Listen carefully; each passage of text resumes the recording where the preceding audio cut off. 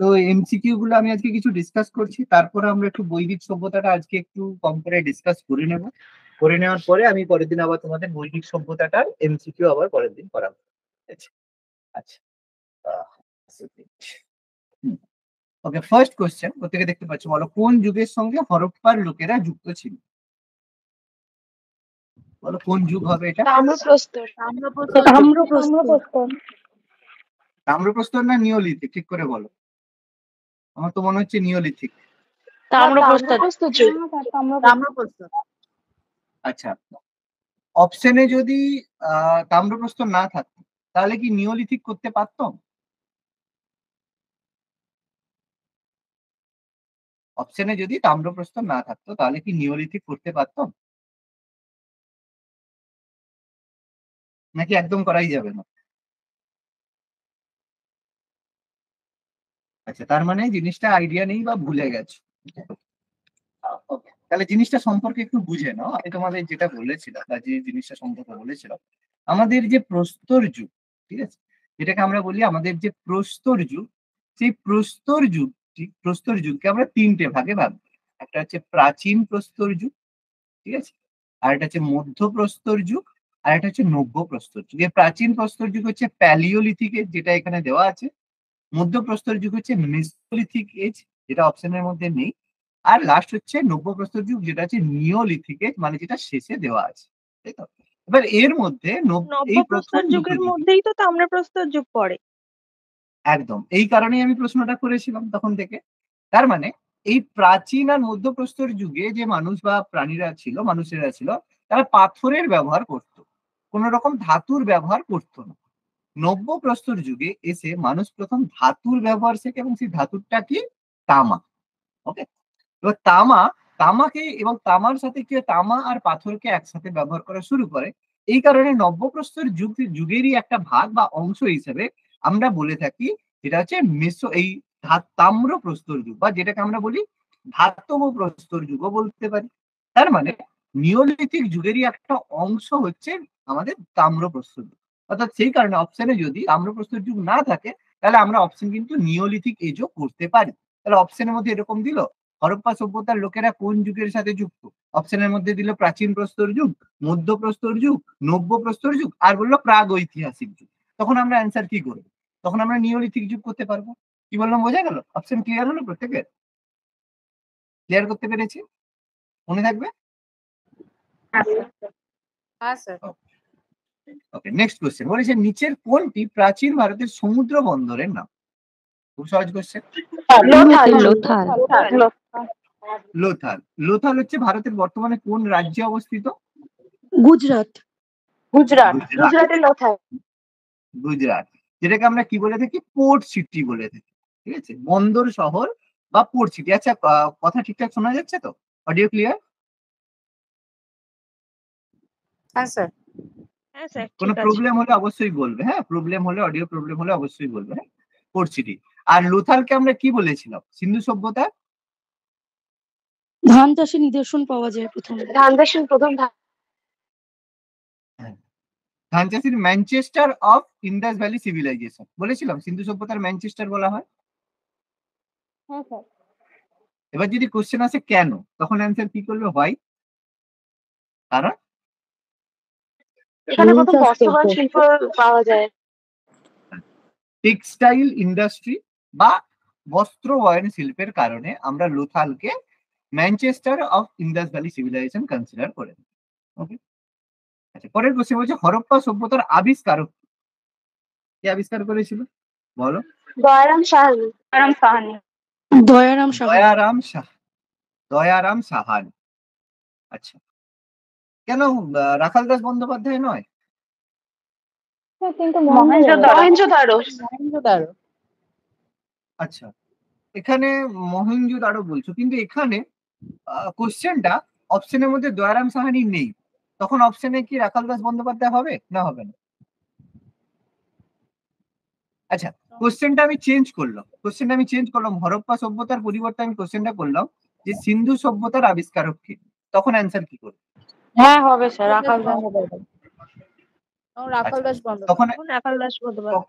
তখন অ্যান্সার হবে রাখাল দাস বন্দ্যোপাধ্যায়, তাই তো?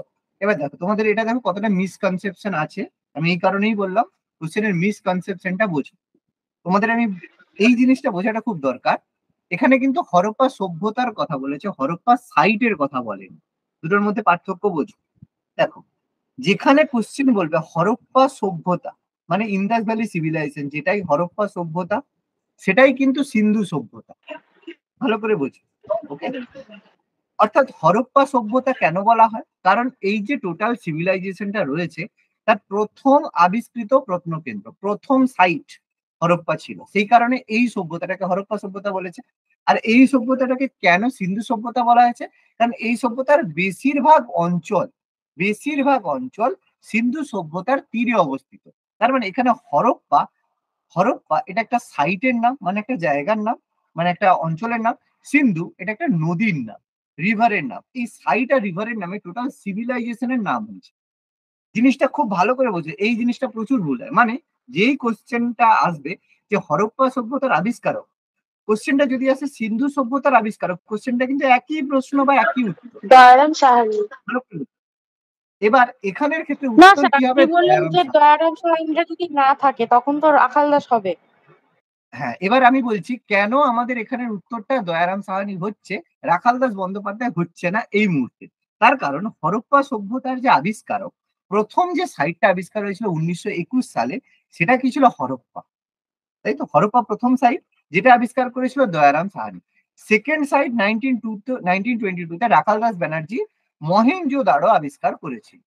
তাই তো, অর্থাৎ যখনই কোশ্চেনটা আসবে হরপ্পা সভ্যতার আবিষ্কারক, আমরা সবসময় কনসিডার করব প্রথম, প্রথম যে আবিষ্কার করেছে। তাহলে প্রথম সাইট আবিষ্কারক কে? দয়ারাম সাহানি 1921। সেই কারণে অপশন হলে, আবার অপশনে যদি রাখাল দাস দয়ারাম সাহানি না থাকে তখন আমরা রাখাল দাস ব্যানার্জি 1922 বলতেই পারি। এখানে কোশ্চেনটা কিন্তু হরপ্পা সাইটের কথা জানতে চাইনি, হরপ্পা সভ্যতার কথা জানতে চাইছে। পুরো ব্যাপারটা আমি ক্লিয়ার করতে পারলাম? পুরো ব্যাপারটা ক্লিয়ার হলো? সভ্যতা আর প্রত্নকেন্দ্রের পার্থক্য।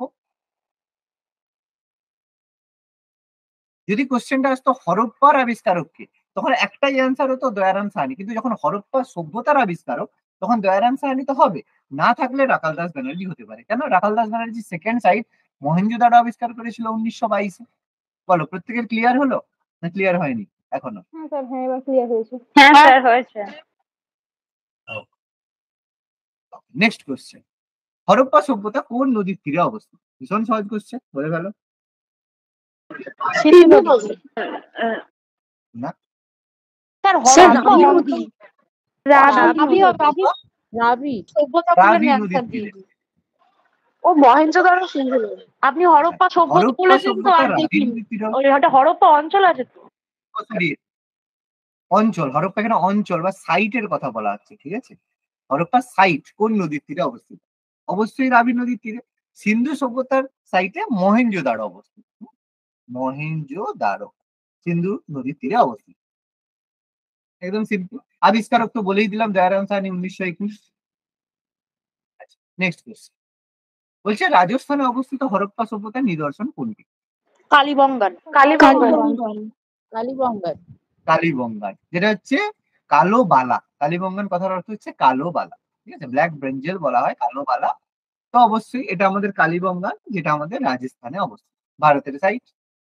আচ্ছা, প্রায় কত বছর আগে সিন্ধু সভ্যতার উদ্ভব হয়েছিল? সিন্ধু সভ্যতা বা হরপ্পা সভ্যতা, এখানে একটা ভালো বুঝতে পারছি, যেটাই সিন্ধু সভ্যতা সেটাকে কিন্তু হরপ্পা সভ্যতা বলছে।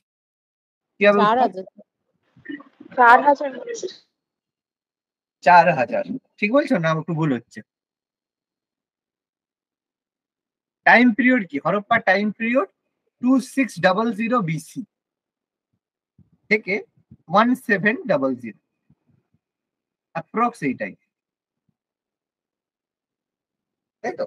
তাহলে যদি যোগ করো 2600 BC 2600 প্লাস আজকের দিনে 2000, মানে 2024, যোগ করলে কত হচ্ছে? মোটামুটি 4624। অ্যাপ্রক্সিমেটলি কি হবে উত্তর? 4000। 5000। 5000। আরে তোমরা ইয়ে রাউন্ড অফ বোঝো তো, রাউন্ড অফ তো বোঝো।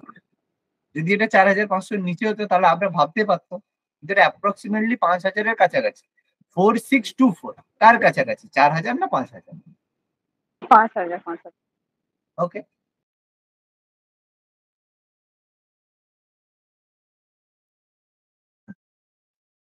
ওকে। হরপ্পা সভ্যতার কালিবঙ্গান অঞ্চলটি কোন নদীর তীরে অবস্থিত? ঘরঘরা নদী। ঘরঘরা। ঘরঘরা নদীর তীরে অবস্থিত, রাজস্থানে অবস্থিত। হরপ্পা ঘরঘরা নদী রাজস্থানের মধ্য দিয়ে গেছে অবভিয়াসলি, তাহলে কালিবঙ্গান সাইডটা আমাদের ঘরঘরা নদীর তীরে অবস্থিত। সিম্পল। আচ্ছা, হরপ্পা সভ্যতার বেশিরভাগ জায়গা স্বাধীন ভারতের কোথায় অবস্থিত? সহজ কোশ্চেন।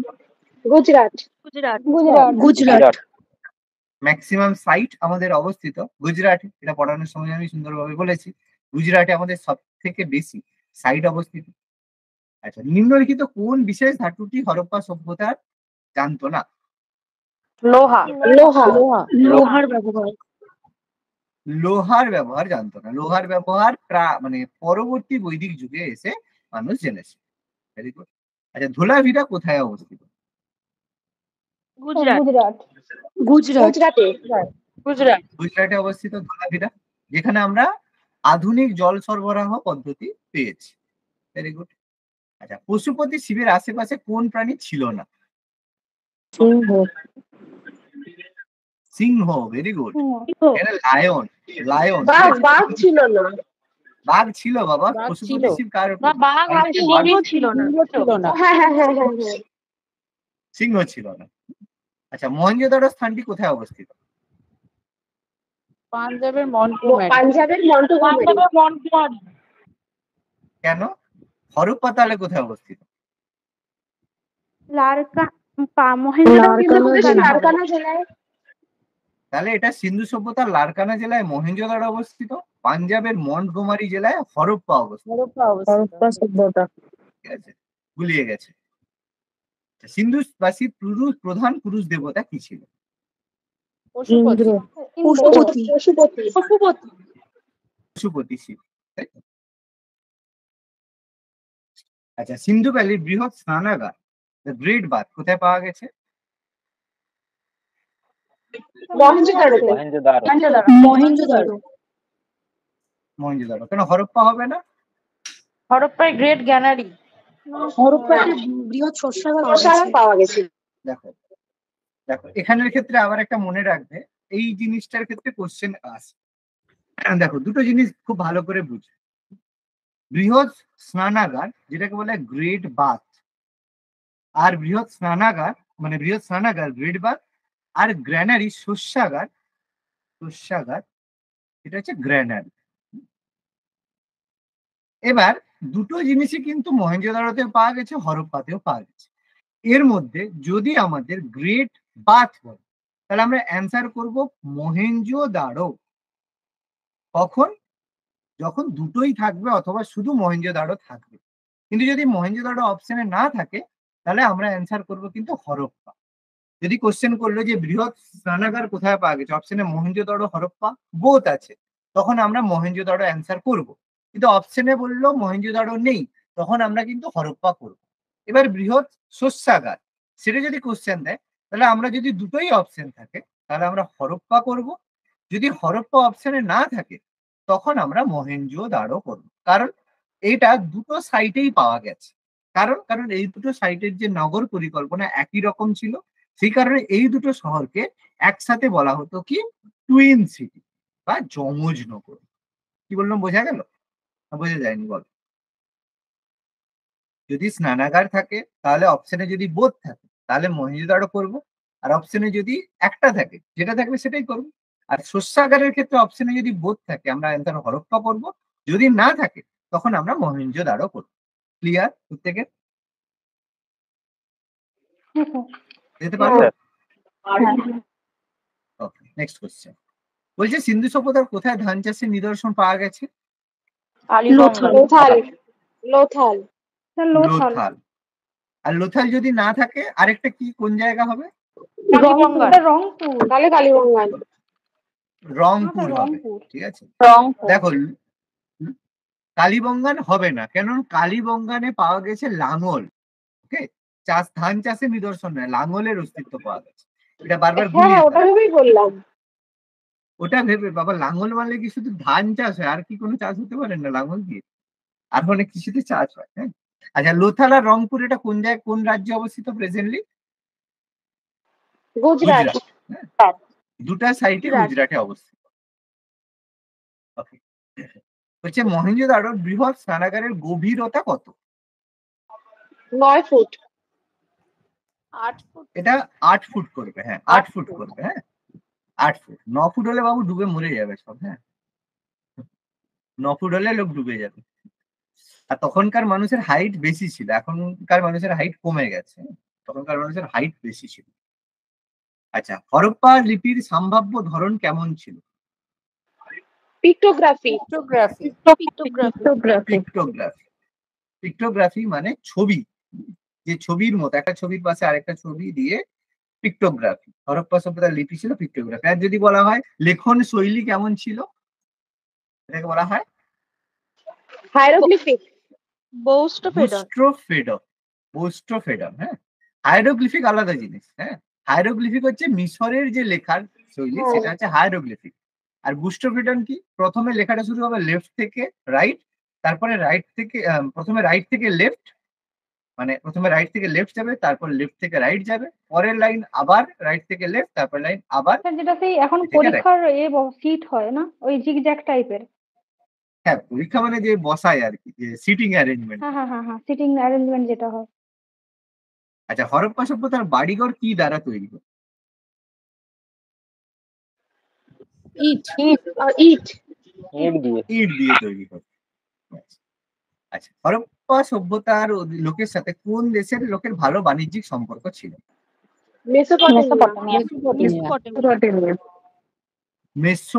মেসোপটেমিয়ার সাথে এদের ভালো বাণিজ্যিক সম্পর্ক ছিল। আচ্ছা, ম্যানচেস্টার একটু আগেই বললাম, কি হবে উত্তর? লোথালকে আমরা সিন্ধু সভ্যতার ম্যানচেস্টার বলি। কেন বলি? কারণ টেক্সটাইল ইন্ডাস্ট্রির জন্য। আচ্ছা, হরপ্পার লোকেরা ব্যবহার জানতো কিসের? 4-এর গুণিতক, 8-এর গুণক মানে গুণিতক মানে গুণক, আর 12 না 16 কিসের গুণক জানতো?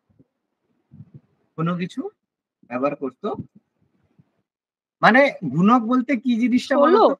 12। যেমন হচ্ছে, যেমন 4 আনা, 8 আনা, 16 আনা, বলে না 16 আনা মানে 1 টাকা, আনা ছিল না আগে, আনা মানে 1 টাকা, এরকম 16 আনা মানে 1 টাকা। এটার অ্যান্সার হবে 16-র গুণকে তারা করতো, কারণ 16 হচ্ছে স্ট্যান্ডার্ড ফর্ম। মানে এখনো তুমি যদি বলো স্যার 4ও তো তাহলে হবে, ব্যাপারটা 4-এর গুণক নয়। মানে তোমাকে যদি বলা হয় 16 আনা, 16 আনা মানে কি 1 টাকা, তার মানে এখানে আমি যদি 8 আনা বলি, তখন সেটা হবে কি হাফ টাকা। ভালো করে বলছো, 4 আনা মানে তখন কি হবে 1-এর 4 টাকা। তাহলে স্ট্যান্ডার্ড কিসের ভিত্তিতে হচ্ছে? 16-র ভিত্তিতে হচ্ছে। বুঝতে পারলাম না? পারলাম না। 4-এর গুণিতক নয় কিন্তু, এগুলো 16-র গুণিতক হচ্ছে। বোঝা যাচ্ছে আশা করি কথাটা, ডাউন না হয়। বলেছে তাহলে 8ও তো হচ্ছে, 4ও তো হচ্ছে না, হচ্ছে না, কারণ 16 স্ট্যান্ডার্ডে করছি আমরা। 250 গ্রাম যখন বলি, কিসের ভিত্তিতে হচ্ছে? কিলোর ভিত্তিতে হচ্ছে, হাফ কেজি। ঠিক আছে, সেইভাবে সিন্ধু সভ্যতাকে বলা হয় শহর ভিত্তিক। টাউন প্ল্যানিং, নগর পরিকল্পনা শহর ভিত্তিক ছিল। আচ্ছা, লোথাল অবস্থিত গুজরাট। নৃত্যরত মহিলার ব্রোঞ্জের মূর্তি কোথায় পাওয়া গেছে? মহেঞ্জোদারো। Dancing girl, Mohenjodaro. আচ্ছা, গুজরাটে অবস্থিত সিন্ধু সভ্যতার প্রত্নকেন্দ্র? লোথাল আর ধোলাভিরা দুটোই হবে। কারণ এখানে কালীবঙ্গানটা শুধুমাত্র রাজস্থান, বাকি দুটোই গুজরাটের সাইড। খেয়াল করে করবে। আলমগীরপুর কোথায় অবস্থিত? উত্তরপ্রদেশ। পাঞ্জাব স্যার। উত্তরপ্রদেশ। কারণ এটা সিন্ধু সভ্যতার পূর্বতম কেন্দ্র, তাই না? ইস্টার্ন পয়েন্ট অফ আইবিসি, সিন্ধু সভ্যতার পূর্বতম। আচ্ছা, মেসোপটেমিয়ার অধিবাসীরা সিন্ধুদের কি বলতো?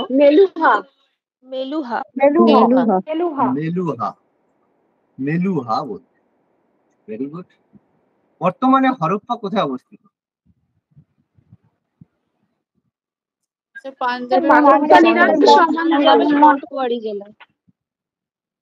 পশ্চিম পাঞ্জাবের মন্টগোমারি জেলা, একটু আগেই ব্যাপারটা বললো। আর লারকানা জেলায় আমাদের অবস্থিত মহেঞ্জোদারো।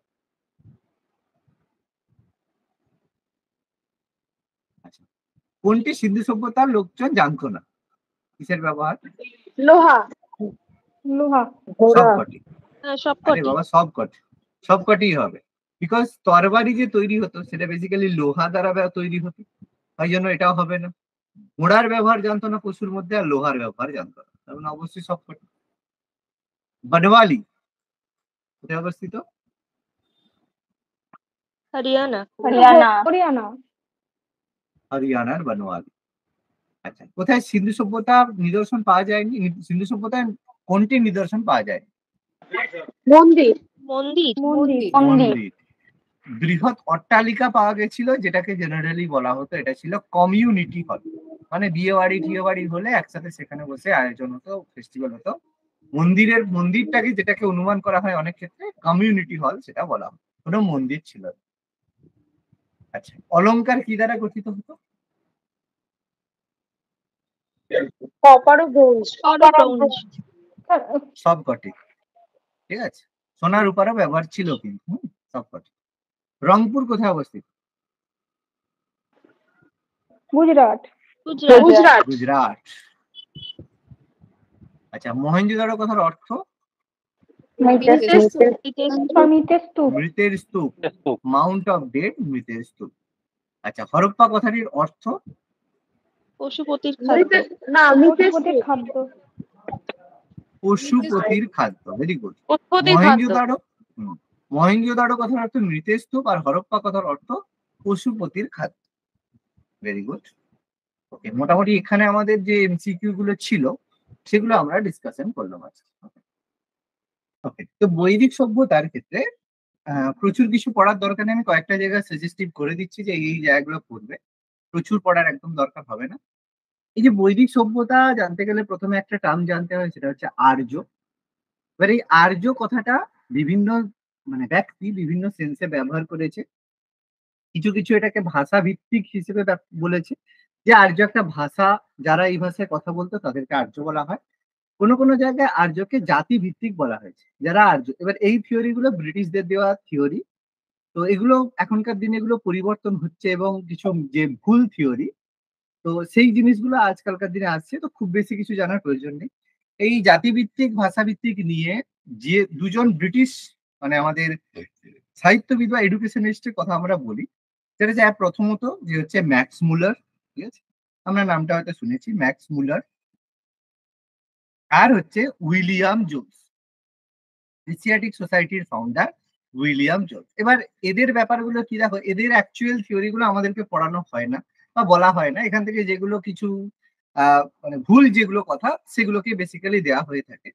তো যাই হোক, এখান থেকে অনেক ব্যাপার রয়েছে, আমি খুব বেশি ডিসকাশনের মধ্যে যাচ্ছি না।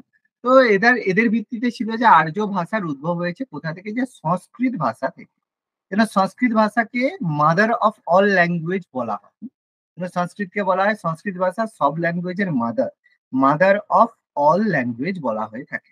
কারণ বলা হয় সংস্কৃত থেকেই সবকিছু ভাষার উদ্ভব হয়েছে, বিভিন্ন ভাষার উদ্ভব সংস্কৃত থেকে হয়েছে। তো সংস্কৃত অনেকেই বলে, অনেকে বলা হয় ইউরোপ থেকে এসেছে, অনেকে বলা হয় ইন্ডিয়া থেকে অরিজিনেট। তো এর অরিজিনেশন নিয়ে বহু মত পার্থক্য রয়েছে। সিম্পল ভাষায় আর্য কথার অর্থ আমরা যেটা কনসিডার করি, সেটা হচ্ছে সৎ বংশজাত ব্যক্তি, অর্থাৎ যে খুব ভালো বংশের হবে, সেই সৎ বংশজাত ব্যক্তিকে আমরা আর্য হিসেবে কনসিডার করে থাকি। তো আর্যরা, এবং আর্য কথাটা একটা সংস্কৃত ল্যাঙ্গুয়েজ, সংস্কৃত একটা ভাষা, সেটা জানলেই আমাদের হবে। এবার আর্যরা যে ভারতে এসেছিল, তারা কোথা থেকে ভারতে এসেছিল, অর্থাৎ আর্যদের ভারতে আগমন যে ভারতে এসেছিল, সেই নিয়ে ভীষণ মত পার্থক্য রয়েছে, যে আর্যদের আদি বাসস্থান। ঠিক আছে, আর্যরা কোথা থেকে এসেছিল, আদি বাসস্থান নিয়ে মত পার্থক্য রয়েছে। কারো কারো মতে আর্যরা ভারত এসেছিল সব আমাদের হচ্ছে আর্কটিক রিজিয়ন থেকে, মানে আর্কটিক অঞ্চল থেকে এসেছিল। সেটা কে বলেছে? আমাদের যে বিখ্যাত বাল গঙ্গাধর তিলক, বিজি তিলক, আমরা ইন্ডিয়ান ন্যাশনাল মুভমেন্টে পড়বো, এটা তার থিওরি ছিল যে আর্কটিক অঞ্চল থেকে এসেছে। ম্যাক্স মুলার, এই যে ম্যাক্স মুলার বললাম, তিনি বলেছেন আর্যরা ভারতে এসেছিল সেন্ট্রাল এশিয়া থেকে, মধ্য এশিয়া থেকে ভারতে এসেছিল আর্যরা, সেটা হচ্ছে ম্যাক্স মুলার বলেছে। আর নাম্বার 3, দামি দয়ানন্দ সরস্বতী বলেছেন আর্যরা ভারতে এসেছিল টিবেট থেকে, মানে চীন থেকে। সেটাকে স্বামী দয়ানন্দ সরস্বতী, আর্য সমাজের প্রতিষ্ঠাতা, দয়ানন্দ সরস্বতী। তিনি বলেছেন আর্যরা এসেছে তিব্বত থেকে বা তিব্বত থেকে। এবার সব থেকে, তবে এর মধ্যে তাহলে বলবো স্যার কোনটা ঠিক? এর মধ্যে একটা থিওরিকে আমরা সব থেকে বেশি প্রমিনেন্ট মনে করি, সেটা হচ্ছে যেটা আমাদের ব্রন্ডেনস্টাইন, একজন হিস্টোরিয়ান ছিল ব্রন্ডেনস্টাইন। তিনি বলেছেন যে আর্যরা এসেছিল রাশিয়া, ঠিক আছে, রাশিয়ার সাইবেরিয়া থেকে, সাইবেরিয়াতে অবস্থিত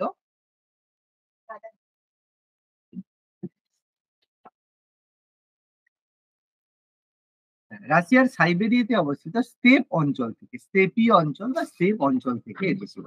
এটাকে সব থেকে বেশি সমর্থিত বলা হয় এবং এর পেছনে অনেক বেশি প্রুফ আমাদের কাছে এসেছে। প্রুফ বলতে কি, কিছু জিন থিওরি, জিন অঙ্কোলজি থেকে শুরু করে জিনের যে মানে জিন মানে ইঞ্জিনিয়ারিং যাকে বলি, সেই ভিত্তিতে এগুলো প্রমাণিত হয়েছে। বেসিক্যালি রাশিয়া থেকে দুটো ট্রাইব এসেছিল, একটা ট্রাইব এশিয়াতে গিয়েছিল মানে ইউরোপে গিয়েছিল, আর একটা ট্রাইব ইন্ডিয়াতে এসেছিল। তো এটাকে কনসিডার করা হয় রাশিয়া তাদের অরিজিনেশন। তো স্যার বলবে স্যার এগুলো কি করে বলা হয়, এর পেছনে থিওরি আছে, পদ্ধতি আছে, সেটা নিয়ে আমি ডিসকাশন করছি। তো জেনারেলি বলা হয় এইভাবে আর্যরা ভারতে এসেছিল। বলে এতটা ক্লিয়ার হলো? মুছে দেবো তাহলে, যদি লেখা থাকে মুছে দেবো। স্যার ওটা রাশিয়া সাইবেরিয়ার কি অঞ্চল লিখেছেন? স্টেপি? স্টেপ অঞ্চল, স্টেপি, স্টেপি অঞ্চল বলে না, স্টেপি আচ্ছা বা আচ্ছা। স্টেপ অঞ্চল, STEPPE, স্টেপস, স্টেপস অঞ্চল, স্টেপি অঞ্চল, সেই জিনিস। রাশিয়ার বেশিরভাগ অঞ্চলটা তো কোল্ড ডেজার্ট না, সাইবেরিয়া পুরো হ্যাঁ একদম স্যার। Cold dessert. বলো, মুছে দিচ্ছি তাহলে। হ্যাঁ স্যার। আচ্ছা, এবার আমাদের যে বৈদিক সভ্যতা, হ্যাঁ, আমাদের যে টোটাল বৈদিক সভ্যতা, এটাকে আমরা দুটো ভাগে ভাগ করি। একটা হচ্ছে আমাদের আদি বৈদিক সভ্যতা, মানে প্রাচীন প্রথমে যেটা ছিল সেটা হচ্ছে আদি বৈদিক সভ্যতা, আর এটা হচ্ছে পরবর্তী বৈদিক সভ্যতা। আদি বৈদিক সভ্যতার পরবর্তী, এবার আদি বৈদিক সভ্যতার মধ্যে কি কি ঘটনা ঘটেছিল সেগুলো সম্পর্কে আমরা একটু আলোচনা করবো, আর পরবর্তী বৈদিক সভ্যতায় কি কি হয়েছিল। তবে আদি বৈদিক সভ্যতায় প্রথম ভারত মানে পৃথিবীতে বলা হয় প্রথম লেখার উদ্ভব, যে আমরা যে কোনো কিছু জিনিস লিখতেছি লেখার উদ্ভব হয়, সেই থেকে আদি বৈদিক সভ্যতায় বেদের উৎপত্তি হয়। ঠিক আছে, বেদের উৎপত্তি, বেদ আমাদের যে ঋগ্বেদ, সামবেদ, যজুর্বেদ, অথর্ববেদ, বেদের উৎপত্তি আদি বৈদিক সভ্যতায় হয়। পরবর্তী বৈদিক সভ্যতায় কি হয়, পরবর্তী বৈদিক সভ্যতায় বিভিন্ন রাজ্যের উদ্ভব। রাজ্যের উদ্ভব মানে বিভিন্ন এম্পায়ার, রাজ্য, সেখান থেকে আমাদের বিভিন্ন মহাজনপদের উদ্ভব। তাহলে দুটো দেখো প্রমিনেন্ট ডিভিশন আমরা পাচ্ছি। আদি বৈদিক সভ্যতা আমরা পাচ্ছি এডুকেশন, পড়াশুনো নিয়ে, বেদ নিয়ে আলোচনা, আর ল্যাটার বৈদিকে আমরা পাচ্ছি একটা এম্পায়ার, সাম্রাজ্য, মহাজনপদ, এগুলোর কথা আমরা দেখি। এটা হচ্ছে দুটোর মধ্যে পার্থক্য। এবার এই যে আদি বৈদিক সভ্যতার মধ্যে বিভিন্ন রকম প্রমিনেন্ট কিছু ঘটনা আমাদের মধ্যে রয়েছে। যেমন এই যে আদি বৈদিক সভ্যতায় যে প্রথম বেদের কথা বললাম, এই বেদের মধ্যে প্রথম সবচেয়ে প্রাচীন বেদ কি? ঋগ্বেদ, তারপর আমাদের কি সামবেদ, তারপর আমাদের যজুর্বেদ, তারপর আমাদের অথর্ববেদ। এই চারটে বেদ আমাদের রচিত রয়েছে, চারটে বেদ আমাদের রয়েছে। তো এই চারটে বেদের মধ্যে ঋগ্বেদ হচ্ছে সবচেয়ে প্রাচীন বেদ। এই ঋগ্বেদে আমাদের সবচেয়ে বেশি যে নদীটার কথা উল্লেখ রয়েছে সেটা হচ্ছে সিন্ধু নদী। সিন্ধু নদীর উদ্ভব মানে সিন্ধু নদীর মানে মেনশন ঋগ্বেদে সবচেয়ে বেশি বার উল্লেখ রয়েছে। তার মানে এটা বলতে পারি যে সিন্ধু নদী সব থেকে বেশি প্রভাব বিস্তার করতো বৈদিক সভ্যতাকে। কিন্তু ঋগ্বেদে সবচেয়ে বেশি পবিত্র নদী, হোলি নদী কোনটাকে বলা হয়েছে? সরস্বতী নদীকে বলা হয়েছে। কারণ বলা হয় সরস্বতী নদী সবচেয়ে পবিত্র ছিল। এই কারণে বলা হয় যে সরস্বতী নদীর তীরে বেদ রচনা করা হয়েছিল। যে বেদ লেখা হয়েছিল তো কোন নদীর তীরে হয়েছিল? সরস্বতী নদী। এবার তার মানে এই নয় যে যখনই লেখা লেখা পাচ্ছে সবাই গিয়ে নদীর ধারে বসে পড়ছে, বসে লিখছে, ব্যাপারটা সেরকম না। কি হতো, সেই সময় এই যে বেদ রচনা হতো বা বেদ চর্চা হতো, সেটা কি হতো, নদীর ধারে, একদম মানে নদীর ধারে এরকম গুরুরা বসতো, তার শিষ্যরা এইভাবে বসতো এবং গুরু তাদেরকে মুখে মুখে সমস্ত বাণী প্রচার করতো এবং তার পাশে দিয়ে নদী বয়ে যেত। নদীর তীরে বসে এটা করতো, কারণ ওয়েদার খুব ভালো হতো, নদীর পাশে বসলে একটা ভালো, সেই কারণে নদীর তীরে বসে এ ধরনের বেদ চর্চা হতো, বংশ পরম্পরা এভাবে চলতো। এই কারণে বলা হতো যে বেদ রচনা হয়েছে নদীর তীরে। কোন নদী? তাহলে সবসময় কি সরস্বতী নদীর তীরে হতো? এরকম ব্যাপার না, কিন্তু সরস্বতী নদী যেহেতু সবচেয়ে পবিত্র ছিল সেই কারণে বলা হতো যে বেদ রচনা হয়েছে সরস্বতী নদীর তীরে। ওকে, এবার বেদ কি হতো সেই সময় কোনো প্রথম অবস্থায় লিখিত ফর্মে থাকতো না। সেই কারণে এই যে বেদের অপর নাম আমরা কি বলি শ্রুতি। কেন? কারণ এগুলো বংশ পরম্পরায় মনে রাখতে হতো। কারণ এটা মনে রাখতে হতো, এই জন্য এটাকে শ্রুতি বা স্মৃতিও হিসেবে বলা হয়। মনে রাখতে হতো। আর বেদকে আরেকটা ক্ষেত্রে বলা হয় অপৌরুষেয়। অপৌরুষেয়। কেন? কারণ বলা হয় যে বেদ কোনো মানুষ লিখেনি। বেদ হচ্ছে স্বয়ং ব্রহ্মা। আমরা জানি ক্রিয়েটর হিসেবে ব্রহ্মা বলি। ব্রহ্মার মুখ থেকে যে বাণী মানে ব্রহ্মার মুখ থেকে যে কথা বা বাণী এসেছে সে বাণী থেকে বেদের সৃষ্টি হয়েছে। এই জন্য বেদকে বলা অপৌরুষেয়। কারণ বেদ কোনো মানুষ তৈরি করেনি। ব্রহ্মার মুখ থেকে নিশ্চিত। বেদকে বলা শ্রুতি, কারণ এগুলো বংশ পরম্পরায় মনে রাখে। ওকে? আর পরবর্তী বৈদিক সভ্যতার ক্ষেত্রে কি ছিল? এখানে মহাজনপদের উদ্ভব হয় এবং এখানে সবচেয়ে প্রমিনেন্ট ভাবে লোহার ব্যবহার হয়। এবং লোহার ব্যবহার হওয়ার পরে গুরুত্ব কি হলো? লোহার ব্যবহারের ফলে একটা গুরুত্ব, এখানে প্রচুর পরিমাণে অস্ত্র-শস্ত্র নির্মাণ হলো। এবার যখনই অস্ত্র নির্মাণ হবে, সবাই কি করবে? অস্ত্র দিয়ে কি করবে? নিশ্চয়ই খেলনা তৈরি করবে না। কি বানাবে? অস্ত্র দিয়ে তারা যুদ্ধ করবে। যুদ্ধ থেকে কি হবে? সাম্রাজ্য গঠন হবে। অর্থাৎ এখান থেকে যুদ্ধ, সাম্রাজ্য, লড়াই থেকে শুরু করে সবকিছু হলো। সেটা কবে? লোহার ব্যবহারের ফলে। যেটা আদি বৈদিক সভ্যতা আমরা সেভাবে কোনো লড়াইয়ের মানে নিদর্শন পাই না। বেশিরভাগ সমস্ত এম্পায়ার বা মহাজনপদ সেগুলো আমরা পরবর্তী বৈদিক সভ্যতায় পেয়েছি। এই জন্য পরবর্তী বৈদিক সভ্যতার এটা গুরুত্বপূর্ণ ঘটনা ছিল লোহার ব্যবহার করা। ওকে? আচ্ছা, আর বৈদিক সভ্যতাকে আমরা যেমন হরপ্পা সভ্যতাকে সিন্ধু সভ্যতাও বলি, সেরকম বৈদিক সভ্যতাকে আর্য সভ্যতাও বলা হয়। মানে যেটাই বৈদিক সভ্যতা সেটাই কিন্তু আর্য সভ্যতা। ওকে? কোনো যদি ডাউট থাকে অবশ্যই আমাকে স্টপ করিয়ে জিজ্ঞেস করবে, স্যার এটা বুঝতে পারলাম না। ক্লিয়ার? বলো। এতটা ক্লিয়ার হলে বলবে।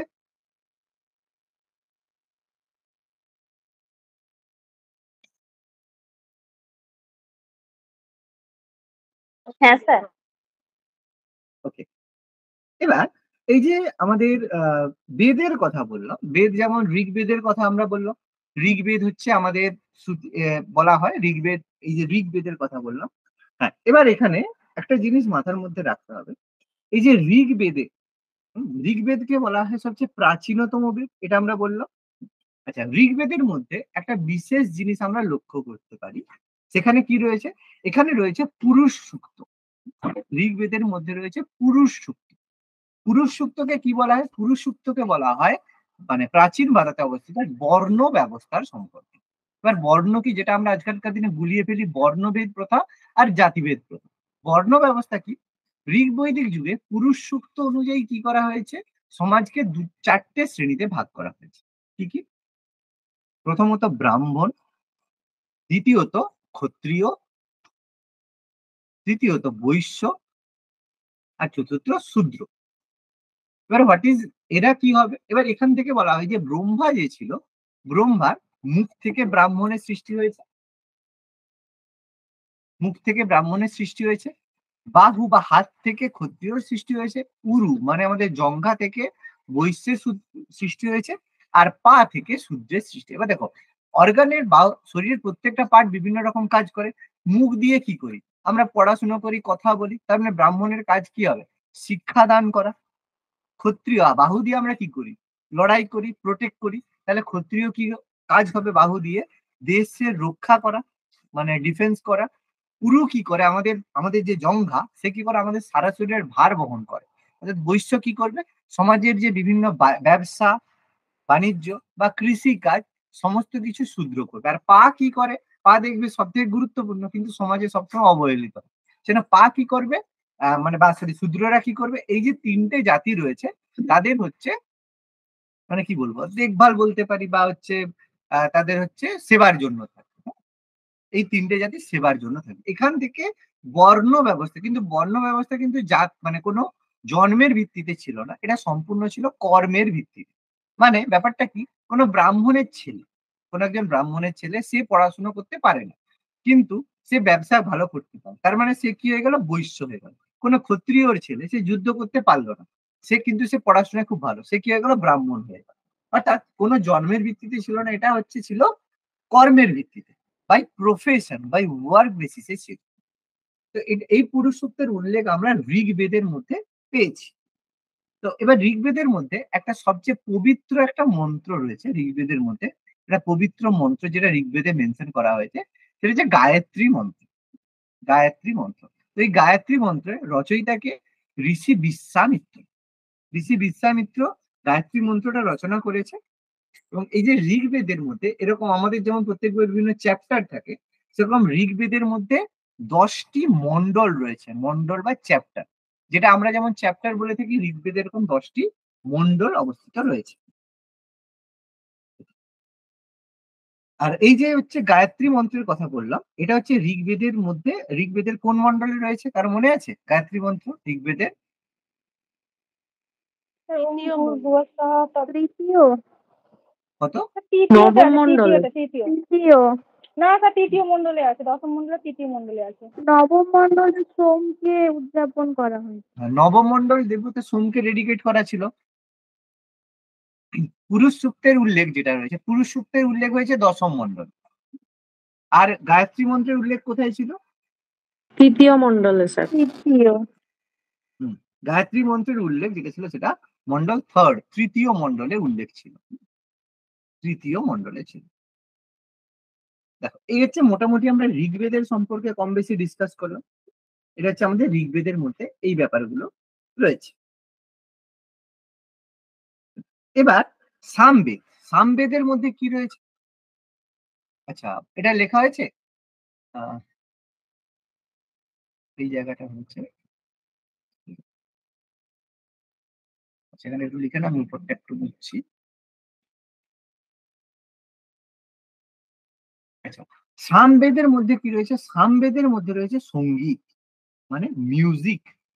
আমাদের যে বিভিন্ন মানে মিউজিক বা গানগুলো রয়েছে, সেটা কিন্তু সামবেদ থেকে উদ্ভব। এখান থেকে সামবেদ থেকে সঙ্গীত, মানে আমাদের যে সপ্তসুর, সা রে গা মা পা ধা নি সা, যে সপ্তসুর রয়েছে, তার উদ্ভব, তার যে সোর্স, সেটা কিন্তু সামবেদ থেকে। এই সামবেদ থেকে আমাদের সপ্তসুর বা স্বরলিপি সব কিন্তু সামবেদ থেকে উদ্ভব হয়েছে। আর যে যজুর্বেদ, যজুর্বেদ কিন্তু গদ্য ফর্মে লেখা ছিল, গদ্য ফর্মে। এই জন্য এটাকে যজুর্বেদকে প্রাচীনতম গদ্য সাহিত্য বলা হয়, এবং যজুর্বেদকে বলা হয় প্রেয়ার বুক। প্রেয়ার বুক কেন বলা হয়? কারণ যজুর্বেদের মধ্যে লেখা রয়েছে যে আমরা যে যাগ যজ্ঞ করি, যে যজ্ঞ করি, সেই যজ্ঞের নিয়ম কানুন, যে একটা যজ্ঞ করতে গেলে কি কি করতে হবে, সেই নিয়ম কানুন এখানে লিখিত রয়েছে। সেই কারণে আমরা যজুর্বেদকে প্রেয়ার বুক বলে থাকি, যেটা আংশিক গদ্যে লেখা, মানে কিছুটা অংশ গদ্যে লেখা আর কিছুটা অংশ পদ্যে লেখা। আংশিক গদ্য আর আংশিক পদ্যে, পার্টলি পোজ আর পার্টলি পোয়েমে লেখা। আংশিক গদ্য আর আংশিক পদ্যে লেখা, এটা দুটো ভাগ। আমাদের যে শুক্লপক্ষ কৃষ্ণপক্ষ, এরকম শুক্ল যজুর্বেদ আর কৃষ্ণ যজুর্বেদে এটা বিভক্ত রয়েছে। আর এরপরে লাস্ট যে বেদটা রয়েছে সেটা হচ্ছে অথর্ববেদ। এই যে তিনটে বেদ বললাম, তিনটে বেদ, এবার এখানের ক্ষেত্রে আমি একটা জিনিস একটু আলোচনা করব। এই তিনটে বেদের মধ্যে ঋগ, বলো স্যার এই যে শুষ্ক বলো আর বলো, কি কৃষ্ণ বলছো? যেটা বললেন না, শুক্ল যজুর্বেদ আর কৃষ্ণ, আমাদের যেমন শুক্লপক্ষ কৃষ্ণপক্ষ হয়, হ্যাঁ হ্যাঁ সেরকম শুক্ল যজুর্বেদ কৃষ্ণ যজুর্বেদ। স্যার, ওইতেই গদ্য এবং পদ্য আলাদা আলাদা ভাবে থাকতো, এখানটা বুঝতে পারলাম হ্যাঁ, না না, এখানে পুরো যজুর্বেদটা কিছুটা অংশে গদ্যে লেখা, কিছুটা অংশ পদ্যে লেখা। আচ্ছা যখন আমরা যখন গল্প লিখি, তার মধ্যে মাঝে মাঝে কিছু কবিতা ইনসার্ট করে হ্যাঁ দিই না, সেরকম ব্যাপার। বোঝানোর আচ্ছা সময় গদ্য, মানে আমরা যদি কোনো একটা গীতার সারাংশ যদি পড়তে বসি, তাহলে গীতার শ্লোক লেখা আছে, তার নিচে তার ব্যাখ্যা লেখা আছে, আবার শ্লোক লেখা আছে, ব্যাখ্যা লেখা আছে, তাহলে কি হলো? অর্ধেক আচ্ছা গদ্য অর্ধেক পদ্য হলো, সেই অর্ধেক সেই গদ্য। ফর্ম। আর এই শুক্ল আর আচ্ছা, কৃষ্ণ এবারে দুটো আলাদা ভাগ। দুটো আলাদা ভাগ, যেমন দুটো বই হয়, সেরকম দুটো আলাদা পাঠ অংশ, প্রথম অংশ দ্বিতীয় অংশ, সেটা। আচ্ছা আচ্ছা তাহলে এই ঋগ্বেদ, ঋগ্বেদ, সামবেদ, যজুর্বেদ, এই প্রথম তিনটে বেদ, এটা হচ্ছে আর্যদের দ্বারা রচিত। তিনটে বেদ আর্যদের দ্বারা রচিত। আর যে শেষ অথর্ববেদ, সেটা হচ্ছে অনার্যদের দ্বারা রচিত। বলা একমাত্র কোন বেদ অনার্যদের দ্বারা রচিত, সেটা হচ্ছে অথর্ববেদ। আর অথর্ববেদের বিষয়বস্তু কি? আমাদের আয়ুর্বেদ, আয়ুর্বেদ সম্পর্কে, কালা জাদু, ঠিক আছে, কালা জাদু যে হয়, ব্ল্যাক ম্যাজিক, এগুলো আমাদের অথর্ববেদের বিষয়বস্তু। এবার এখান থেকে একটা কনসেপ্ট আছে, আর্য অনার্যর কনসেপ্ট আছে, যে স্যার আর্য আর অনার্য ব্যাপারটা কি। এটা সম্পর্কে একটু বুঝলেই তাহলে আমরা বুঝবো যে আর্য আর অনার্য ব্যাপারটা কি রয়েছে। দেখো, প্রথমত কি হয়, যে আমরা যদি টোটাল ভারত এইভাবে ভেবে থাকি, তো ভারতে কি হতো, আদিম কিছু মানুষ বসবাস করতো। তারা কি একটু শর্ট হাইট ছিল, হেঁটে ছিল, কালো ছিল, আর বাইরে থেকে আর্যরা এসেছিল, যেটা অ্যাকর্ডিং টু আমাদের ব্রিটিশ থিওরি। কিন্তু এগুলো অ্যাকচুয়ালি পুরোটা সত্য নয়, কিন্তু আমরা এইভাবে যেভাবে বলেছে, তো কিছু টল মানুষেরা বাইরে থেকে এলো, আর ভারতে যারা ছিল শর্ট মানুষ তারা ছিল। ফলে এবার দেখো, একই জায়গায় যদি শর্ট আর টল একসাথে থাকে, দুজনের ফাইট হবে, তো দুজনের মধ্যে লড়াই হলো। লড়াইয়ের ফলে কি হলো, যারা টল ছিল তারা জিতে গেল। জিতে যাওয়ার পরে তারা কি হলো, সমাজে মানে উঁচু জায়গা পেলো, আর যারা বেটে ছিল বা শর্ট হাইট ছিল তাদেরকে সমাজে স্লেভ হিসেবে দেখা হলো। এবার এই সমাজে যে টল যারা ছিল তারা আর্য, তাদেরকে আর্য বলা হলো, আর যারা প্রাচীন ভারতে ছিল তাদেরকে অনার্য বলা হলো। এবার এই আর্য অনার্যদের মধ্যে ডিফারেন্স করা হলো কি, আর্যদের মধ্যে ভাগ করা হলো 3টে ভাগ, ব্রাহ্মণ, ক্ষত্রিয়, বৈশ্য। আর অনার্যদের বেসিক্যালি শূদ্র হিসেবে কনসিডার করা হতো।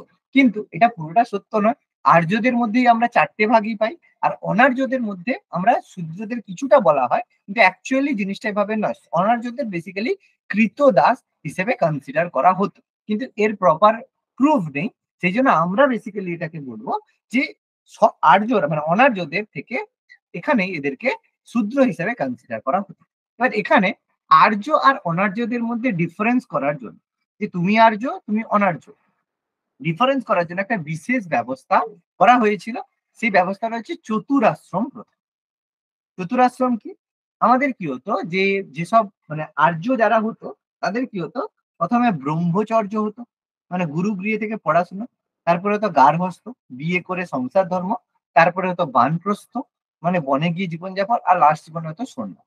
এটা শুধুমাত্র আর্যরাই করতে পারত, যেটাকে আমরা বলা হতো চতুরাশ্রম প্রথা। কিন্তু অনার্য যারা ছিল তারা কিন্তু চতুরাশ্রম প্রথা পালন করতে পারতো না। বলো, বোঝা গেল না বোঝা গেল না?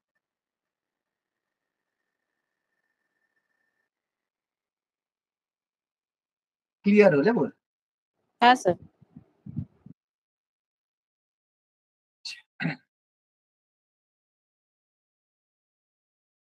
তো দেখো, আজকে আমি মোটামুটি একটু তোমাদের বেসিক জিনিসটা ডিসকাস করলাম। পরের দিন আমি এটা থেকে এমসিকিউ ডিসকাশন করব, যে বৈদিক সভ্যতা থেকে এমসিকিউ আমি পরের দিন ডিসকাস করব। আর এর সাথে সাথে বৈদিক সভ্যতার আরো কিছু এমসিকিউ এর মধ্যেই আমি ডিসকাশন করে দেবো, যে তোমার কে কে দেবতা ছিল, ঠিক আছে, দেবতা থেকে শুরু করে যে জিনিসগুলো রয়েছে আমি ডিসকাশন করে দেবো। আর পরের দিন আমি কিন্তু বৈদিক সভ্যতা থেকে এমসিকিউ করাবো। ওকে।